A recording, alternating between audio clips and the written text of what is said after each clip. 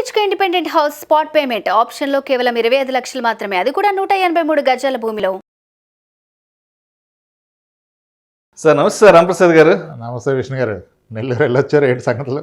అవును సార్, ఏమున్నాయి సార్, ఏదో వెడ్డింగ్ ఈవెంట్స్ ఉంటేను ఊరు వెళ్ళాను. మీకు మీ ఊరు వెళ్ళాలంటే అన్నీ దొరుకుతాయి, ఏదో ఒక వంక. Good sir. ఇంకేంటి నెల్లూరు విషయాలు ఏంటి? ఏమున్నాయి సార్, వెళ్ళినప్పుడు సరదాగా ఫ్రెండ్స్తో కలుస్తుంటాము.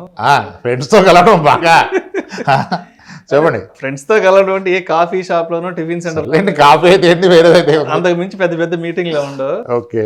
అయితే యాజ్ యూజువల్గా ఈసారి కూడా ఫ్రెండ్స్ కాఫీ షాప్లో కూర్చొని మాట్లాడుకుంటున్నాం. మాట్లాడుకుంటుంటే ఒక ఫ్రెండ్ ఇల్లు కొనాలని చూస్తున్నాడు. సో ఇల్లు కొనాలని చూస్తుంటే మిగతా ఫ్రెండ్స్ ఏం చెప్తున్నారంటే అతనికి ఏదన్నా అండర్ కన్స్ట్రక్షన్లో ఉన్న ఇల్లు తీసుకో, ఒక 2-3 ఇయర్స్కి రెడీ అవుతుంది కదా, తక్కువకే వస్తుందని చెప్పారు. ఇంకొంతమంది ఫ్రెండ్స్ ఏం చెప్పారంటే, అరే అలా వద్దురా, చాలా రోజులు వెయిట్ చేయాలి, ఇంట్రెస్ట్లు అవి వేస్ట్ అయిపోతాయి, ఒక 1-2 మంత్స్లో ఆక్యుపై చేసుకోవడానికి రెడీ టు ఆక్యుపై ఉండే ఇల్లు తీసుకోమని మాట్లాడుకుంటున్నారు. సరే, మధ్యలో నన్ను కూర్చోబెట్టారు పంచాయతీకి. బాబు, I'm not the right person, ఈ తీర్పు ఇవ్వడానికి, జడ్జిమెంట్ ఇవ్వడానికి నేను రైట్ పర్సన్ కాదు. హైదరాబాద్లో మా రాంప్రసాద్ గారు ఉన్నారు, ఆయన అయితే సర్టిఫైడ్ ఫైనాన్షియల్ ప్లానరు. సో మా స్టూడియోకి వచ్చినప్పుడు మీ టాపిక్ ఏదైతే ఉందో ఆయనతో మాట్లాడి, సో ఆయన ద్వారా మీకు సమాధానం తెలియపరుస్తారని చెప్పాను. మరి మా ఫ్రెండ్స్ మధ్య వచ్చిన ఈ డిస్కషన్కి, ఈ పంచాయతీకి మీరేం తీర్పిస్తారు? తీర్పే ఉంది సార్ మంది, మనం ఎవరు తీర్పు ఇవ్వడానికి. ఓకే. ఎస్, ఇప్పుడు ఇది చాలా బిగ్గెస్ట్ క్వశ్చన్ అయిపోయింది చాలామందికి. ఇప్పుడు అండర్ కన్స్ట్రక్షన్లో ఉండి 4 ఇయర్స్లో 3 ఇయర్స్లో 2026 డిసెంబర్కి, 27 జనవరికి, 25 డిసెంబర్కి ఇస్తాడు, తీసుకోవచ్చా, తక్కువ ప్రైస్లో వస్తుంది అన్నారు. చాలామందికి ఈ డౌట్, సందేహం నడుస్తుంది. యాక్చువల్గా నేను కూడా అనుకున్నా ఇది, అంటే చాలామంది అడుగుతున్నారు మన దగ్గరికి వచ్చిన వాళ్ళు. ఎస్, కొనుక్కోవచ్చు. Under construction property which is going to come after 3-4 years తీసుకోవచ్చు. కానీ నా ఒపీనియన్ ఏంటంటే, జస్ట్ సింప్లిఫై స్ట్రైట్ ఆన్సర్ ఏంటంటే, ఇన్వెస్ట్మెంట్ కొరకు అయితే అండర్ కన్స్ట్రక్షన్ కొనండి. ఇన్వెస్ట్మెంట్ కొరకు. ఇన్వెస్ట్మెంట్ అంటే ఏంటి, మీరు ఎవరో ఉంటారో, మీకు రెంట్ వస్తుంది, లేదా ఒక రేట్ వచ్చాక అమ్మేస్తారు, ప్రాఫిట్ తీసుకుంటారు. Yes, under construction properties right as investment. కానీ మీరు ఉండటానికి అయితే రెడీ టు ఆక్యుపైనే కరెక్ట్. ఎందుకంటే ఇప్పుడు ఒక అండర్ కన్స్ట్రక్షన్ ఉన్న ప్రాపర్టీని మీరు ఒక 1 crore కొంటే, సింప్లిఫై వరకు రౌండ్ ఫిగర్ తీసుకోండి, ఇప్పుడు అంతకంటే తక్కువలో లేవు కూడా. 1 crore కొన్నట్లయితే వాళ్ళు స్లోలీ డిస్బర్స్మెంట్ అయిన ప్రకారం మీరు లోన్ కడుతూ పోతారు. అంటే 4 ఇయర్స్లో హ్యాండ్ ఓవర్ చేస్తే 4 ఇయర్స్లో 100% లోన్ డిస్బర్స్ అయిపోద్ది. అయిన దానికి అయినట్టుగా మీరు వడ్డీ కడతారు. ఓకే, ఎగ్జాంపుల్ 1 crore రూపాయల ప్రాపర్టీ తీసుకుందాం మనం. 1 crore రూపాయలు కనుక లోన్ మీకు రిలీజ్ అయిందంటే 9% వడ్డీ వేసుకున్న సంవత్సరానికి మీరు 9 లక్షలు వడ్డీ రూపంలో కడతారు. ఓకే, అయితే ఇదేమి ఒకేసారి డే 1 1 crore రూపాయలు రిలీజ్ చేయడు కదా. వాడు స్టేజ్ ఆఫ్ ది కన్స్ట్రక్షన్ ఏ స్టేజ్లో ఉంటే అందరు రిలీజ్ చేస్తారు. కాబట్టి 4 ఇయర్స్లో కలిపి మీరేమి 4 into 9 లక్షల చొప్పున కట్టరు, 36 లక్షలు కట్టరు. ఆ ఫేజ్ వైజ్గా వెళ్తే సగం కడతారు టెక్నికల్గా. మీరు యాక్చువల్గా అంతా వేసుకుంటే బిల్డర్ ఇచ్చిన దాని షీటు 4 ఇయర్స్లో కలిపి మీరు కట్టే ఇంట్రెస్ట్ మేబీ 18 lakhs వస్తుంది. So 18 lakhs your paying as interest. Agreed, అంతే కదా. 4 ఇయర్స్లో కలిపి 18 లక్షలు మీరు వడ్డీగా కడతారు. అసలు వరి అవ్వకండి, అది అసలు అడ్జస్ట్ అయిపోద్ది కాబట్టి వడ్డీ గురించి వరి అవ్వాలి. 18 లక్షలు వడ్డీగా కడతారు. మరి 4 ఏళ్ళు మీరు బయట రెంట్కుంటారుగా. 1 crore రూపాయల ప్రాపర్టీ అంటే మన స్టాండర్డ్ లెక్క 25,000 రెంట్. సింపుల్, ఒకటే రూల్. 1 crore రూపాయల ప్రాపర్టీ అంటే 25,000 రెంట్ హైదరాబాద్లో. నెలకి 25,000 రెంట్ అంటే సంవత్సరానికి 3 లక్షలు రెంట్ కడుతున్నారు. మరి 4 ఏళ్లలో 12 లక్షలు. 12 లక్షలు రెంట్ మీరు అవుట్ఫ్లో ఉంటుంది. యాజ్ అన్ ఇంట్రెస్ట్ కింద 18 lakhs కట్టారు. అంటే 30 lakhs is the cost. 4 years wait చేసినందుకు గాను మీకు అవుతుంది. ఇప్పుడు నేను 1 crore రూపాయల ప్రాపర్టీ కొంటే 4 ఇయర్స్లో 1.5 crore అయింది, 1.3 crore అవుద్ది అంటే పెద్దగా వచ్చిన ప్రాపర్టీ ఏం లేదు. మీరు 30 lakhs ఈ లోపు స్పెండ్ చేస్తున్నారు కదా. సో అప్పుడు పెద్దగా వచ్చింది. ఒక 10 లక్షలు ఎక్స్ట్రా వచ్చినా ఆ 10 లక్షలకి మీరు తీసుకునే స్ట్రెయిన్ పెయిన్ ఎంత, ఆన్ టైం ఇస్తాడా ఇవ్వడా ఏదైంది ఇదంతా చూసుకోవాలి కదా. అవునవును, డెఫినెట్గా. ఓకే, రెడీ టు ఆక్యుపై అంటే మీకు తెలిసిపోద్ది ఏ రూమ్ ఎలా ఉంది, నాకు సైడ్ నా బెడ్ ఫిట్ అవుద్దా లేదా అని. అండర్ కన్స్ట్రక్షన్లో మీకు అంత విజన్ కనపడదు. 3-4 ఇయర్స్ కన్స్ట్రక్షన్ అంటే ఏముండదు, జస్ట్ గోడల వరకు లేకుంటుంది. ఒక మోడల్ హౌస్ కట్టినా ఎప్పుడు మోడల్ హౌస్కి యాక్చువల్ హౌస్కి డిఫరెన్స్ ఉంటుంది. So you can't. ఇప్పుడు అండర్ కన్స్ట్రక్షన్లో 9వ ఫ్లోర్లో ఉంటే సన్లైట్ ఎలా వస్తుందో మీరు ఊహించుకోలేరు. బాల్కనీలోకి సన్ పడుతుందా అది తెలియదు కదా, అంత ఈజీ కాదు. సో అదే రెడీ టు ఆక్యుపై అయితే మీకు అర్థమైపోద్ది కదా, ఫిట్ అయితే తీసుకుంటారు, లేదంటే మీరు బయటకు వచ్చి అవును. అండర్ కన్స్ట్రక్షన్లో లాక్ ఇన్ అయిపోతాం. ఓకే, సో అలా అని అయితే ఇంకొక ఇబ్బంది వస్తుంది. చాలామందికి ఇప్పుడున్న శాలరీ తక్కువ, అంటే ఈ రోజున్న శాలరీకి ఎలిజిబిలిటీ అంత రావట్లేదు లోన్. కానీ అతనికి చిన్న ప్రాపర్టీ నచ్చదు, పెద్ద ప్రాపర్టీ కావాలి, ఆయన అవసరం పెద్ద ప్రాపర్టీ. కాబట్టి అండర్ కన్స్ట్రక్షన్లో తీసుకుంటే ఈ లోపు శాలరీ పడితే స్లోలీ లోన్ రిలీజ్ అవుతుంది కాబట్టి సెట్ అయిపోతుంది. ₹1,00,00,000 ప్రాపర్టీని ఈ రోజు కొని 4 ఇయర్స్లో ₹1,00,00,000, ఈ రోజు అయితే లోన్ ఎలిజిబిలిటీ 50 లక్షలు ఉంది, సరే ఒక 70 లక్షలు ఉంది, ఇంకా 3-4 ఇయర్స్లో శాలరీ పెరుగుతుంది కదా, ఈ లోపు నాకు కూడా శాలరీ పెరిగితే లోన్ ఎలిజిబిలిటీ పెరిగిపోద్ది, ఫుల్ లోన్ వచ్చేస్తా అని చెప్పి తీసుకునే వాళ్ళు కూడా కరెక్టే. ఎందుకంటే హౌస్ అనేది మీకు ఒక పర్మనెంట్ సొల్యూషన్ లాగా ఉండాలి. ఈ రోజు తీసుకొని రేపు మారుస్తా అంటే కొంచెం difficult. At the same time ఇంకొక ఫ్యాక్టర్ కూడా ఉంది. ఎవరు 30-40 ఇయర్స్లో ఇల్లు కొన్నా 98% of the chances that is not there permanent house, అది వాళ్ళ రిటైర్మెంట్ హౌస్ కాదు.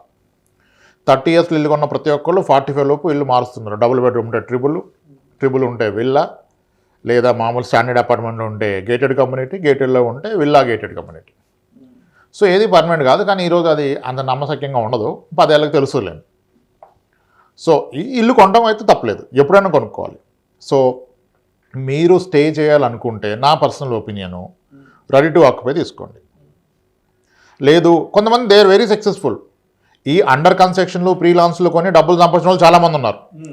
వాళ్ళకున్న ఒకే ఒక్క లోన్ ఎలిజిబిలిటీని బేస్గా తీసుకొని ఫ్రీలాన్స్ ఆఫర్లు అండర్ కన్స్ట్రక్షన్లో కొనేసి డబ్బులు సంపాదిస్తున్నారు. ఎందుకంటే ఈ అండర్ కన్స్ట్రక్షన్ లోన్ కూడా మల్టిపుల్ ఆప్షన్స్ ఉంటాయి. Okay okay, no EMI till possession అంటాడు, మీకు చేతిలో పెట్టేంత వరకు ఈఎంఐ కట్టేది లేదు, అలా ఒక ఆప్షన్ ఉంది. డిస్బర్స్డ్ అమౌంట్కి ఓన్లీ ఇంట్రెస్ట్ పెట్టేది ఒకటి ఉంది, ఇంకోటి ఫుల్ ఈఎంఐ కట్టేది ఉంది.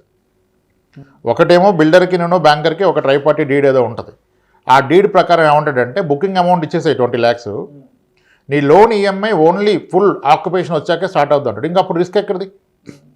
మీరు కట్టిన down payment of 10-20%, 15 lakhs 20 lakhs మీది, మీకు అంతా అయిపోయాక కదా అది కూడా చేస్తున్నారు. అది ఎందుకు చేస్తారంటే ఇప్పుడు ఒక ప్రైవేట్ సెక్టర్ ఎంప్లాయీకి ఆర్ గవర్నమెంట్ ఎంప్లాయీకి హోమ్ లోన్ తీసుకుంటే 9%కి వస్తుంది కదా, కానీ బిల్డర్కి 9% లోన్ రాదు, అతనికి 15-16% అవుద్ది. కాబట్టి ఆయన ఏం చేస్తారంటే ఆయన లోన్ తీసుకోకుండా మన పేరు మీద లోన్ తీసుకొని ఈ డబ్బులు ఆయన కన్స్ట్రక్షన్ వాడుకుంటాడు, విచ్ గుడ్ స్ట్రాటజీ. అందుకని ఏం చేస్తారు, ఆయనకి మిగిలిపోతుంది కదా, ఈ 7% ఈ 9% ఏదో ఆయనే కడతాడు. అదంతా ఇంటర్నల్ అగ్రిమెంట్, ఏది ఫ్రీ ఉండదు. ఫస్ట్ ఆఫ్ ఆల్ నా నో ఈఎంఐ స్టిల్ అంటే ఎక్కడో ఉంటుంది అక్కడ లింక్, అది అర్థం చేసుకోవాలి. సరే మనకు పోయేది ఏముంది, కన్స్ట్రక్షన్ పూర్తి అయిపోయి చేతిలో పెట్టిన దాకా ఈఎంఐ తీసుకోవడంటే హ్యాపీగా okay as an investment okay. ఇంకోటి ఏంటంటే డిస్బర్స్డ్ అమౌంట్కి ఓన్లీ ఇంట్రెస్టే పే చేస్తారు, ప్రిన్సిపల్ పే చేయరు. ఇంకోటి బోత్. సో మన వెసులుబాటుని బట్టి ఇన్కమ్ లెవెల్ని బట్టి చూస్ చేసుకోవచ్చు. అయితే ఇక్కడ ఇంకొక క్యాచ్ ఉంది, రెడీ టు ఆక్యుపై తీసుకుంటే మీరు జిఎస్టీ పే చేయాల్సిన అవసరం లేదు. అండర్ కన్స్ట్రక్షన్ ప్రాపర్టీకి జిఎస్టీ పే చేయాలి. ఓకే ఇదేంటి ట్విస్ట్ అంటే, జిఎస్టీ అంటే ఏంటి, goods and services tax. Immovable ప్రాపర్టీకి జిఎస్టీ అప్లికేబుల్ కాదు. రెడీ టు ఆక్యుపై ఓసీ వస్తే దానికి జిఎస్టీ అప్లికేబుల్ కాదు, కానీ అండర్ కన్స్ట్రక్షన్కి అప్లికేబుల్. ఎందుకంటే when you buy and under construction you are not buying a property, you are buying a stage of construction. So దానికి GST applicable ఉంటుంది. 5% GST and 1 crore properties big కదా. So ఇట్లా కొన్ని hidden parameters వచ్చేస్తాయి under కన్స్ట్రక్షన్లో. MDs cost అది చెప్తారు, ఈరోజు మేజర్ బిల్డర్స్ అయితే మొత్తం క్లియర్గా ఇస్తున్నారు. But GST is something. మీరు రెడీ టు ఆక్యుపైకి వెళ్తే జిఎస్టీ ఉండదు, అది ఎలా ఉంటుందో మీకు తెలిసిపోద్ది ఫస్ట్ ఆఫ్ ఆల్. కాబట్టి మీరు ఉండటానికైతే ready to occupy is best. మీ కెపాసిటీ కూడా తెలుసు, కట్టగలిగితే తీసుకుంటారు, లేకపోతే లేదు. ఇప్పుడు నాకు ఉన్న జీతం తక్కువ, ఈ లోపు జీతం పెరుగుతుంది, పెరిగే జీతంలో నాకు లోన్ వచ్చేస్తుందని తీసుకుంటే ఒకవేళ పొరపాటున అటు ఇటు శాలరీ పెరగకపోయినా ఇద్దరు వర్కింగ్ ఉండి ఒకరు ప్రాబ్లం వచ్చినా టెన్షన్లో పడిపోతారు. అంటే మీ ప్రాపర్టీ అనేది మీకు టెన్షన్ అవ్వకూడదు కదా. Anything costing of peace of mind is not worth in investment. మీకు మనసు ప్రశాంతిని చెడగొట్టేది ఏది కూడా రైట్ ఇన్వెస్ట్మెంట్ కాదు. ఇప్పుడు 3 ఏళ్లలో కస్టమర్ ఇస్తాడు, ఆయన బిల్డర్ ఇస్తా అన్నాడు, ఈయన మొదలెట్టాడు. ఎందుకంటే 3 ఏళ్లలో ఇతను నా పక్కన కాలేజీలో కొడుకునో కూతురునో ఇంజనీరింగ్ జాయిన్ చేస్తాడు, అందుకని తీసుకున్నాడు. ఆడు 3 ఏళ్ళు ఎవలా 4 ఏళ్ళు అయింది, ఏంటి పరిస్థితి? పోయేదేం లేదు, కానీ మీ అనవసరంగా ఆరోగ్యం పోతుంది కదా. మీరు పెద్దగా వరి పడిపోయి ఆడికెళ్ళి ఆయన మాట్లాడి ఏంటి ఎలా చెప్పారు అది ఇది ఎందుకు అవసరమా? ఏదో ప్రశాంతంగా ఉండాలంటే right to occupy is best. అది చాలా క్లారిటీ ఉంటుంది. రైట్ టు ఆక్యుపై ఇంకా మీకు మిస్ అయ్యేదే ఉంటుంది. ఇంకా నన్ను అడిగితే నా పర్సనల్ అయితే రెడీ టు ఆక్యుపై కన్నా second hand is more best. అది ప్రూవెన్. అవును, ప్రూవెన్ అది. రెడీ టు ఆక్యుపై అంటే రీసెంట్గా మేకప్ వేసింది కదా, గొప్పగా కనపడుతుంది కొత్తగా. ఏ ఫ్లాట్ చూసినా ఒక 5 ఏళ్ళు 10 ఏళ్ళు పోతే రియాలిటీ బయటకు వస్తుంది. You by at the right price. ఎంతవరకు ఫ్లాట్ క్వాలిటీ ఉంది, ఎలాంటి మెటీరియల్ వాడారు, సీపేజ్ ఏంటి, క్వాలిటీ ఆఫ్ ఎలక్ట్రిసిటీ ఏంటి, ఇవన్నీ తెలుస్తుంది. వైరింగ్ ఏం వాడాడు, ఎక్కడ పోయాయి, ఎక్కడ వాడారు, ట్యాప్లు ఎలా ఉన్నాయి, కంప్లీట్ పిక్చర్ వచ్చేసి. ఈడు చేపించిన వుడ్ వర్క్ సస్టైన్ అయిందా లేదా, పోతే దాని కాస్ట్ తీసేస్తాం కదా, ఫుల్ క్లారిటీ. ఇంకెమ్యూనిటీస్ ఏమి ఉండవు, కాస్ట్ సపరేట్గా, జిఎస్టీ ఉండదు.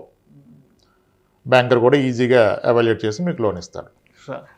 సో అంటే ఇది నచ్చపోవచ్చు. అంటే ఎవరికైతే they are okay with going for second hand is fine, లేదా రైట్ టు ఆక్యుపై.